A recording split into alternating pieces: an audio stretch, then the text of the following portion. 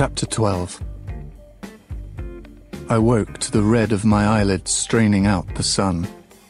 I was cold, my right shoulder exposed to the breezes of the window, the one that faced the sea. The space beside me on the bed was empty, but the pillow still held the shape of him, and the sheets smelled of us both. I had spent so many mornings alone in this room, as he visited his mother. I did not think it was strange to find him gone. My eyes closed, and I sank again into the trailing thoughts of dreams. Time passed, and the sun came hot over the windowsill. The birds were up, and the servants, and even the men. I heard their voices from the beach and the practice hall, the rattle and bang of chores. I sat up. His sandals were overturned beside the bed, forgotten. It was not unusual. He went barefoot most places. He had gone to breakfast, I guessed. He was letting me sleep. Half of me wanted to stay in the room until his return, but that was cowardice. I had a right to a place by his side now, and I would not let the eyes of the servants drive me away. I pulled on my tunic and left to find him. He was not in the great hall, busy with servants removing the same platters and bowls there had always been. He was not in Peleus's council chamber, hung with purple tapestry and the weapons of former Thaian kings. And he was not in the room where we used to play the lyre. The trunk that had once kept our instruments sat forlorn in the room's center. He was not outside either, in the trees he and I had climbed, or by the sea, on the jutting rocks where he waited for his mother, nor on the practice field where men sweated through drills, clacking their wooden swords. I do not need to say that my panic swelled, that it became a live thing, slippery and deaf to reason. My steps grew hurried. The kitchen, the basement, the storerooms with their amphorae of oil and wine. And still I did not find him. It was midday when I sought out Peleus's room. It was a sign of the size of my unease that I went at all. I had never spoken to the old man alone before. The guards outside stopped me when I tried to enter. The king was at rest, they said. He was alone and would see no one. But is Achilles... I gulped, trying not to make a spectacle of myself, to feed the curiosity I saw in their eyes. Is the prince with him? He is alone, one of them repeated. I went to Phoenix next, the old counselor who had looked after Achilles when he was a boy. I was almost choking with fear as I walked to his stateroom, a modest square chamber at the palace's heart. He had clay tablets in front of him, and on them the men's marks from the night before, angular and crisscrossing, pledging their arms to the war against Troy. "The Prince Achilles," I said. I spoke haltingly, my voice thick with panic. "I cannot find him." He looked up with some surprise. He had not heard me come in the room. His hearing was poor, and his eyes, when they met mine, were rheumy and opaque with cataract. "Peleus did not tell you, then?" His voice was soft. "No." My tongue was like a stone in my mouth, so big I could barely speak around it. "I'm sorry," he said kindly. "His mother has him. She took him last night as he was sleeping. They are gone. No one knows where." Later, I would see the red marks where my nails had dug through my palms. No one knows where. To Olympus, perhaps, where I could never follow. To Africa or India, to some village where I would not think to look. Phoenix's gentle hands guided me back to my room. My mind twisted desperately from thought to thought. I would return to Chiron and seek counsel. I would walk the countryside, calling his name. She must have drugged him or tricked him. He would not have gone willingly. As I huddled in our empty room, I imagined it, the goddess leaning over us, cold and white beside the warmth of our sleeping bodies. Her fingernails prick into his skin as she lifts him. Her neck is silvery in the window's moonlight. His body lolls on her shoulder, sleeping or spelled. She carries him from me, as a soldier might carry a corpse. She is strong, It takes only one of her hands to keep him from falling.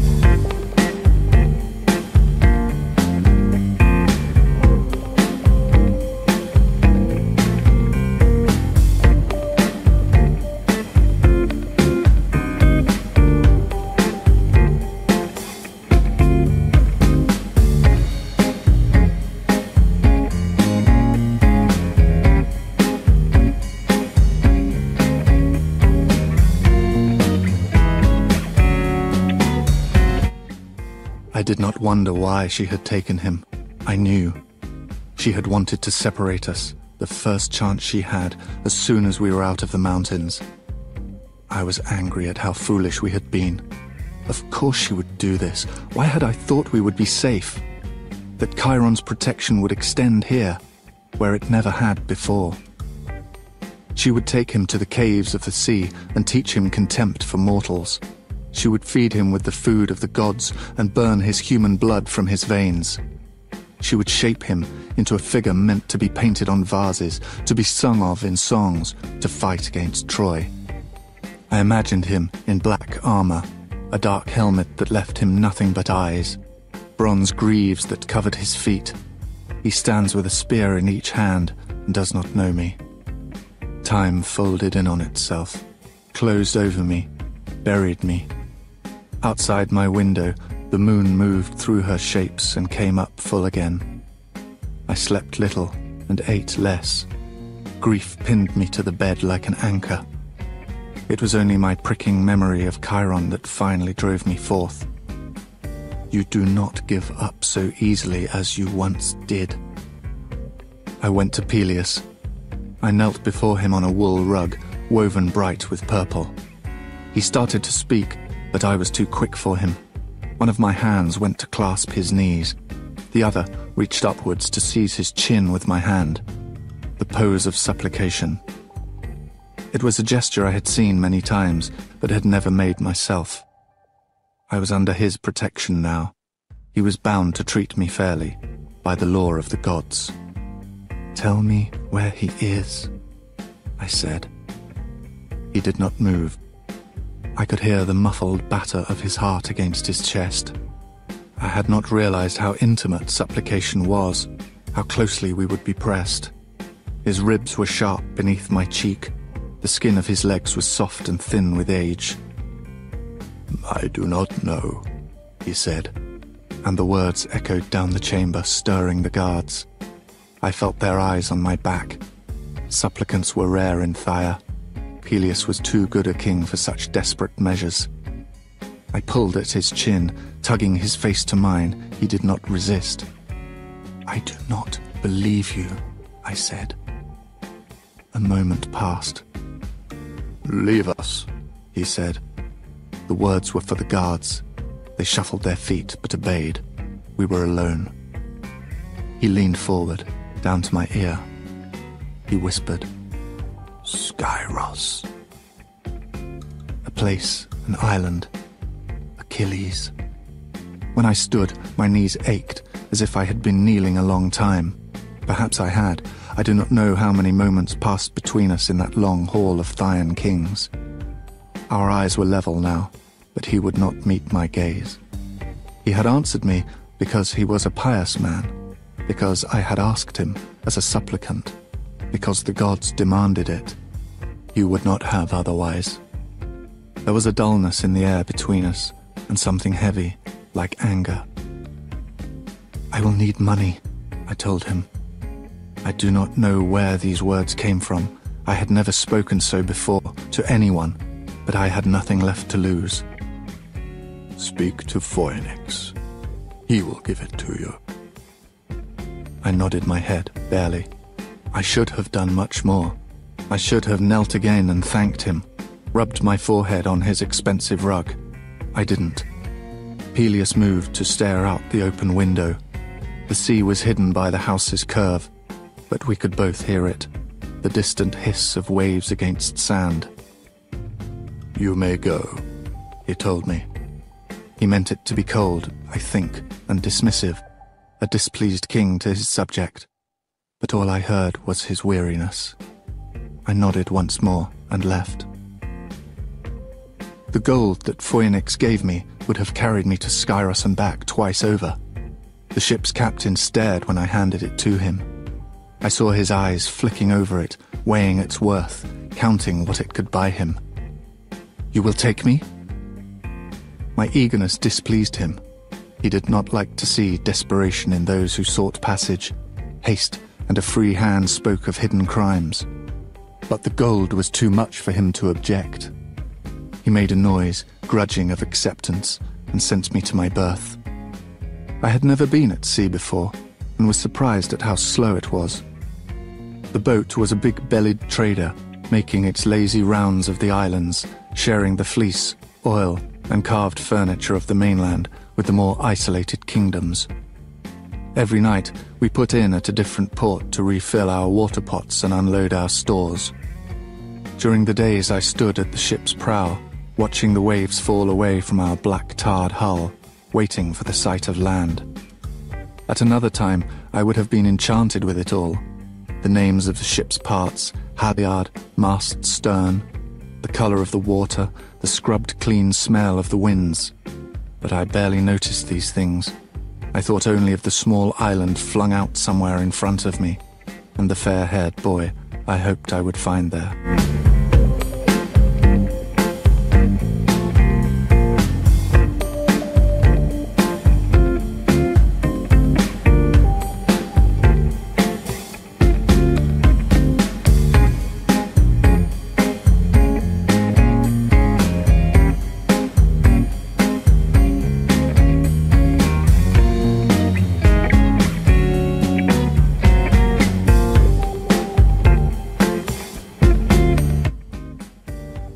The Bay of Skyros was so small that I did not see it until we had swung around the rocky island's southern rim and were almost upon it.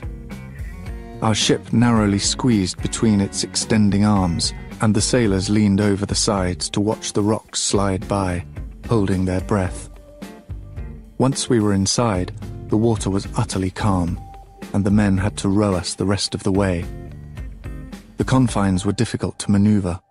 I did not envy the captain's voyage out. "We are here," he told me sullenly. I was already walking for the gangway. The cliff face rose sharply in front of me. There was a path of steps carved into the rock, coiling up to the palace, and I took them. At their top were scrubby trees and goats, and the palace, modest and dull, made half from stone and half from wood. If it had not been the only building in sight, I might not have known it for the king's home. I went to the door and entered. The hall was narrow and dim, the air dingy with the smell of old dinners. At the far end, 2 thrones sat empty. A few guards idled at tables, dicing. They looked up. "Well?" one asked me. "I am here to see King Lycomedes," I said. I lifted my chin so they would know I was a man of some importance. I had worn the finest tunic I could find, one of Achilles. "I'll go," another one said to his fellows. He dropped his dice with a clatter and slumped out of the hall. Pelias would never have allowed such disaffection. He kept his men well and expected much from them in return. Everything about the room seemed threadbare and grey. The man reappeared. "Come," he said. I followed him, and my heart picked up. I had thought long about what I would say. I was ready. "In here." He gestured to an open door, then turned to go back to his dice. I stepped through the doorway. Inside, seated before the wispy remains of a fire, sat a young woman. "I am the Princess Deidamia," she announced. Her voice was bright and almost childishly loud, startling after the dullness of the hall. She had a tipped-up nose and a sharp face, like a fox. She was pretty, and she knew it. I summoned my manners and bowed. "I am a stranger, come for a kindness from your father." "Why not a kindness from me?" she smiled, tilting her head. She was surprisingly small. I guessed she would barely be up to my chest if she stood. "My father is old and ill. You may address your petition to me, and I will answer it." She affected a regal pose, carefully positioned so the window lit her from behind. "I am looking for my friend." "Oh?" Her eyebrow lifted. "And who is your friend?" "A young man," I said carefully. "I see. We do have some of those here." Her tone was playful, full of itself. Her dark hair fell down her back in thick curls. She tossed her head a little, making it swing, and smiled at me again. "Perhaps you'd like to start with telling me your name." "Chironides," I said, "son of Chiron." She wrinkled her nose at the name's strangeness. "Chironides? And?" "I am seeking a friend of mine who would have arrived here perhaps a month ago. He is from Tyre." Something flashed in her eyes, or maybe I imagined it did. "And why do you seek him?" she asked. I thought that her tone was not so light as it had been. "I have a message for him." I wished very much that I had been led to the old and ill king rather than her. Her face was like quicksilver, always racing to something new.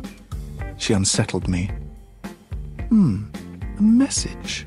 She smiled coyly, tapped her chin with a painted fingertip. "A message for a friend. And why should I tell you if I know this young man or not?" "Because you are a powerful princess, and I am your humble suitor." I knelt. This pleased her. "Well, perhaps I do know such a man, and perhaps I do not. I will have to think on it. You will stay for dinner and await my decision. If you are lucky, I may even dance for you with my women." She cocked her head suddenly. "You have heard of Deidamia's women?" "I am sorry to say that I have not." She made a moue of displeasure. "All the kings send their daughters here for fostering. Everyone knows that but you." I bowed my head sorrowfully. "I have spent my time in the mountains and have not seen much of the world." She frowned a little, then flicked her hand at the door. "Till dinner, Chironides." I spent the afternoon in the dusty courtyard grounds. The palace sat on the island's highest point, held up against the blue of the sky, and the view was pretty, despite the shabbiness. As I sat, I tried to remember all that I had heard of Lycomedes. He was known to be kind enough, but a weak king of limited resources. Euboea to the west and Ionia to the east had long eyed his lands. Soon enough one of them would bring war, despite the inhospitable shoreline. If they heard a woman ruled here, it would be all the sooner.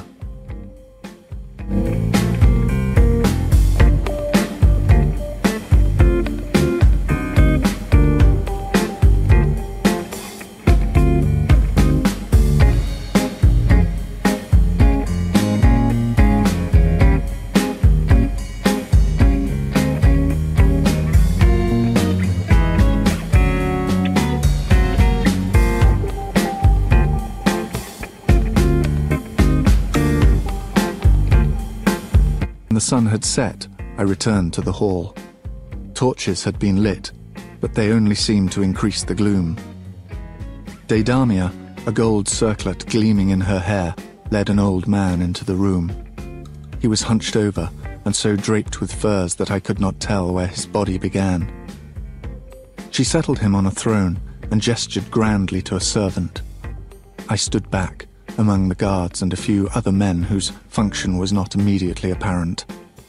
Counselors, cousins, they had the same worn appearance as everything else in the room. Only Deidamia seemed to escape it, with her blooming cheeks and glossy hair. A servant motioned to the cracked benches and tables, and I sat. The king and the princess did not join us. They remained on their thrones at the hall's other end. Food arrived, hearty enough, but my eyes kept returning to the front of the room. I could not tell if I should make myself known. Had she forgotten me? But then she stood and turned her face towards our tables. "Stranger from Pelion," she called, "you will never again be able to say that you have not heard of Deidamia's women." Another gesture with a braceleted hand. A group of women entered, Perhaps 24, speaking softly to each other, their hair covered and bound back in cloth. They stood in the empty central area that I saw now as a dancing circle. A few men took out flutes and drums, one a lyre. Deidamia did not seem to expect a response from me, or even to care if I had heard. She stepped down from the throne's dais and went to the women, claiming one of the taller ones as a partner. The music began. The steps were intricate, and the girls moved through them featly. In spite of myself, I was impressed. Their dresses swirled, and jewelry swung around their wrists and ankles as they spun. They tossed their heads as they whirled, like high-spirited horses. Deidamia was the most beautiful, of course. With her golden crown and unbound hair, she drew the eye, flashing her wrists prettily in the air. Her face was flushed with pleasure, and as I watched her, I saw her brightness grow brighter still. She was beaming at her partner, almost flirting. Now she would duck her eyes at the woman, now step close as if to tease with her touch. Curious, I craned my head to see the woman she danced with, but the crowd of white dresses obscured her. The music trilled to an end, and the dancers finished. Deidamia led them forward in a line to receive our praise. Her partner stood beside her, head bowed. She curtsied with the rest and looked up. I made some sort of sound, the breath jumping in my throat. It was quiet, but it was enough. The girl's eyes flickered to me. Several things happened at once then.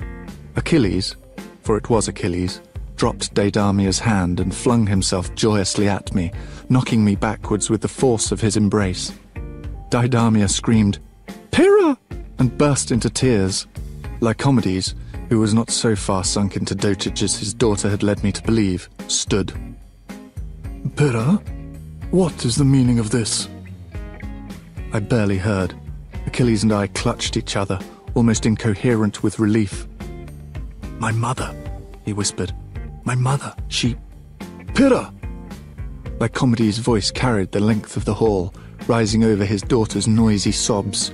He was talking to Achilles, I realized. Pyrrha, fire hair. Achilles ignored him.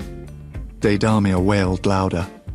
The king, showing a judiciousness that surprised me, threw his eye upon the rest of his court, women and men both. "Out!" he ordered.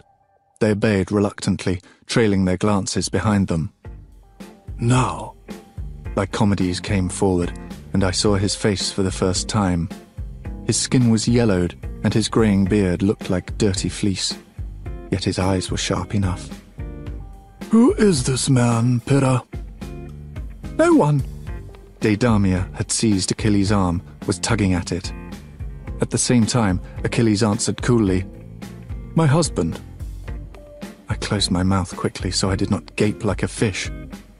"He is not! That's not true!" Deidamia's voice rose high, startling the birds roosting in the rafters. A few feathers wafted down to the floor. She might have said more, but she was crying too hard to speak clearly. Lycomedes turned to me, as if for refuge, man to man. "Sir, is this true?" Achilles was squeezing my fingers. "Yes," I said. "No!" the princess shrieked. Achilles ignored her pulling at him and gracefully inclined his head at Lycomedes. "My husband has come for me, and now I may leave your court. Thank you for your hospitality." Achilles curtsied. I noted with an idle, dazed part of my mind that he did it remarkably well. Lycomedes held up a hand to prevent us. "We should consult your mother first. It was she who gave you to me to foster. Does she know of this husband?"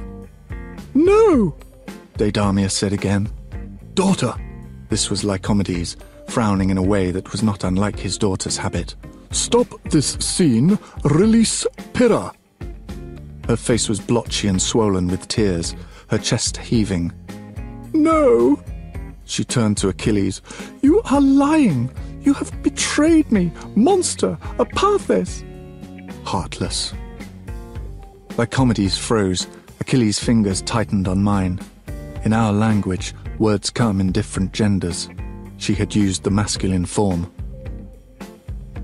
"What was that?" said Lycomedes slowly. Deidamia's face had gone pale, but she lifted her chin in defiance, and her voice did not waver. "He is a man," she said, and then, "We are married." "What?" Lycomedes clutched his throat. I could not speak. Achilles' hand was the only thing that kept me to earth. "Do not do this," Achilles said to her. "Please." It seemed to enrage her. "I will do it." She turned to her father. "You are a fool. I am the only one who knew. I knew." She struck her chest in emphasis. "And now I'll tell everyone. Achilles!" She screamed as if she would force his name through the stout stone walls, up to the gods themselves. "Achilles! Achilles! I'll tell everyone!" "You will not." The words were cold and knife-sharp. They parted the princess's shouts easily. I know that voice. I turned.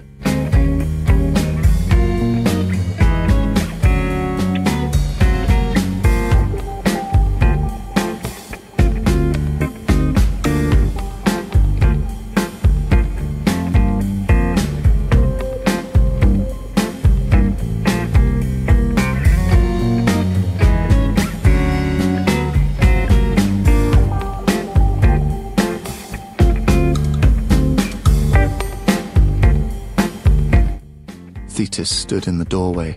Her face glowed, the white blue of the flame's center. Her eyes were black, gashed into her skin, and she stood taller than I had ever seen her. Her hair was as sleek as it always was, and her dress as beautiful, but there was something about her that seemed wild, as if an invisible wind whipped around her. She looked like a fury, the demons that come for men's blood. I felt my scalp trying to climb off my head. Even Deidamia dropped into silence. We stood there a moment, facing her. Then Achilles reached up and tore the veil from his hair.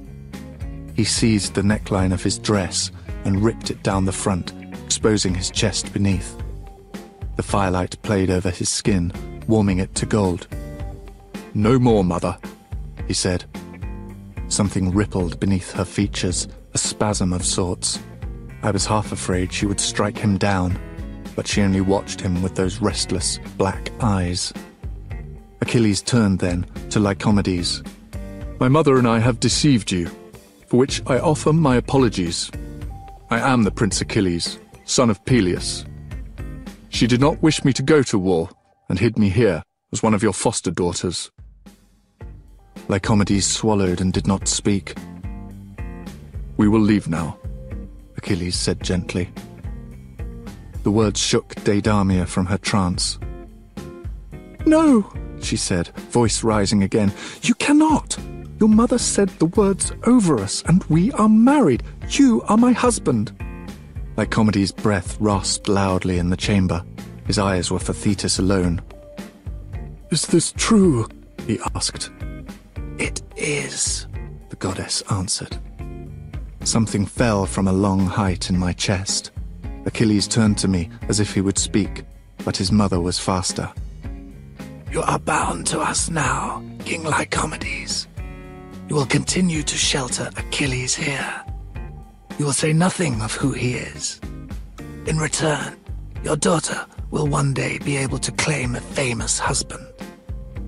Her eyes went to a point above Deidamia's head, then back. She added, "It is better than she would have done." Lycomedes rubbed at his neck, as if he would smooth its wrinkles. "I have no choice," he said, "as you know." "What if I will not be silent?" Deidamia's color was high. "You have ruined me, you and your son. I have lain with him, as you told me to, and my honor is gone. I will claim him now, before the court, as recompense." "I have lain with him." "You are a foolish girl," Thetis said. Each word fell like an axe blade, sharp and severing. "Poor and ordinary, an expedient only. You do not deserve my son. You will keep your peace, or I will keep it for you." Deidamia stepped backwards, her eyes wide, her lips gone white. Her hands were trembling. She lifted one to her stomach and clutched the fabric of her dress there, as if to steady herself. Outside the palace, beyond the cliffs, we could hear huge waves breaking on the rocks, dashing the shoreline to pieces. "I am pregnant," the princess whispered. I was watching Achilles when she said it, and I saw the horror on his face. Lycomedes made a noise of pain. My chest felt hollowed and eggshell thin. Enough. Perhaps I said it, perhaps I only thought it. I let go of Achilles' hand and strode to the door. Thetis must have moved aside for me. I would have run into her if she had not. Alone, I stepped into the darkness. "Wait!" Achilles shouted. It took him longer to reach me than it should have, I noted with detachment. The dress must be tangling his legs. He caught up to me, seized my arm. "Let go," I said. "Please, wait. Please, let me explain. I did not want to do it. My mother!" He was breathless, almost panting. I had never seen him so upset. "She led the girl to my room. She made me. I did not want to. My mother said. She said." He was stumbling over his words. "She said that if I did as she said, she would tell you where I was." What had Deidamia thought would happen, I wondered, when she had her women dance for me? Had she really thought I would not know him? I could recognize him by touch alone, by smell. I would know him blind, by the way his breaths came and his feet struck the earth. I would know him in death, at the end of the world. "Patroclus." He cupped my cheek with his hand. "Do you hear me? Please, say something." I could not stop imagining her skin beside his, her swelling breasts and curving hips. I remembered the long days I grieved for him, my hands empty and idle, plucking the air like birds peck at dry earth. "Patroclus, you did it for nothing." He flinched at the emptiness of my voice, but how else was I to sound? "What do you mean?" "Your mother did not tell me where you were. It was Peleus." His face had gone pale, bled dry. "She did not tell you?" "No. Did you truly expect she would?" My voice cut harder than I meant it to. "Yes," he whispered. There were 1,000 things I might have said, to reproach him for his naivety. He had always trusted too easily. He had had so little in his life to fear or suspect. In the days before our friendship, I had almost hated him for this, and some old spark of that flared in me, trying to relight. Anyone else would have known that Thetis acted for her own purposes only. How could he be so foolish? The angry words pricked in my mouth. But when I tried to speak them, I found I could not. His cheeks were flushed with shame, and the skin beneath his eyes was weary.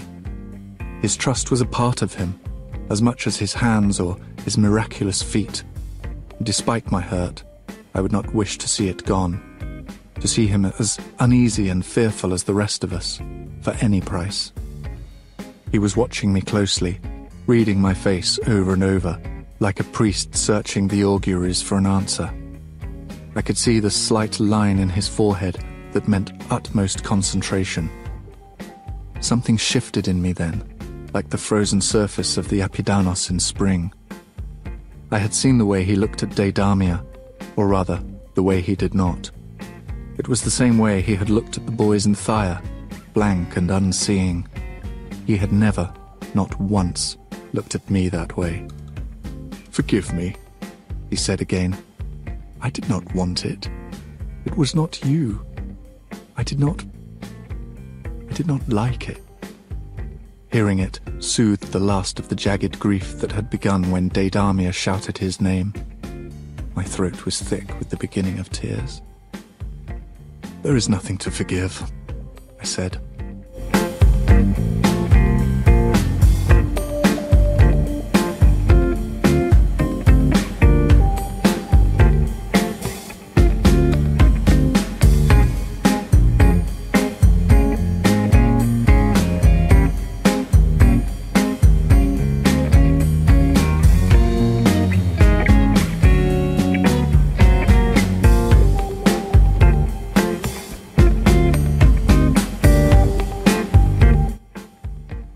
Later that evening, we returned to the palace.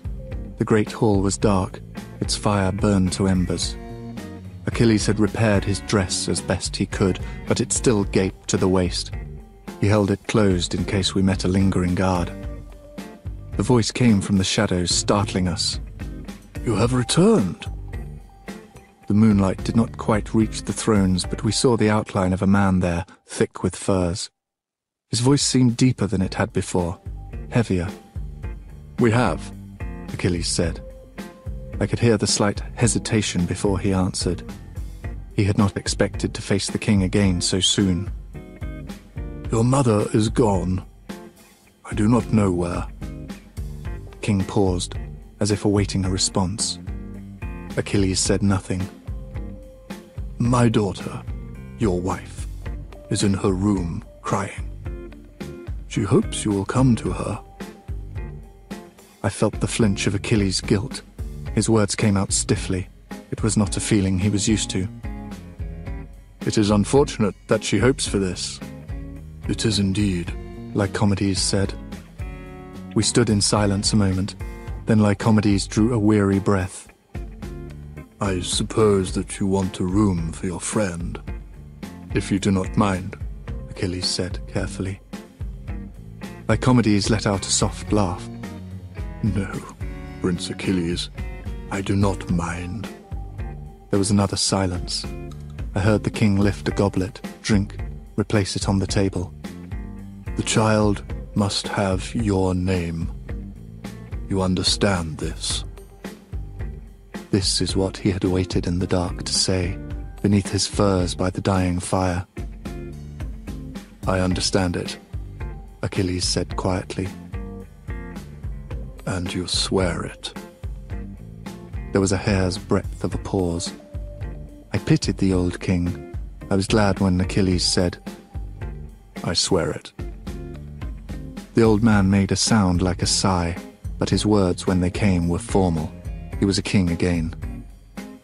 "Good night to you both." We bowed and left him. In the bowels of the palace, Achilles found a guard to show us to the guest quarters. The voice he used was high and fluting, his girl's voice. I saw the guard's eyes flicker over him, lingering on the torn edges of the dress, his disheveled hair. He grinned at me with all his teeth. "Right away, mistress," he said. In the stories, the gods have the power to delay the moon's course if they wish, to spin a single night the length of many. Such was this night, a bounty of hours that never ran dry. We drank deeply, thirsty for all that we had missed in the weeks we were separated. It was not until the sky began to blanch at last to grey that I remembered what he had said to Lycomedes in the hall. It had been forgotten amidst Deidamia's pregnancy, his marriage, our reunion. "Your mother was trying to hide you from the war?" He nodded. "She does not want me to go to Troy." "Why? I had always thought she wanted him to fight." "I don't know. She says I'm too young." "Not yet," she says. And it was her idea. I gestured at the remnants of the dress. "Of course, I wouldn't have done it myself." He made a face and yanked at his hair, hanging still in its womanly curls. An irritant, but not a crippling shame, as it would have been to another boy. He did not fear ridicule. He had never known it. "Anyway, it is only until the army leaves." My mind struggled with this. "So truly, it was not because of me that she took you?" "Deidamia was because of you, I think." He stared at his hands a moment. "But the rest was the war.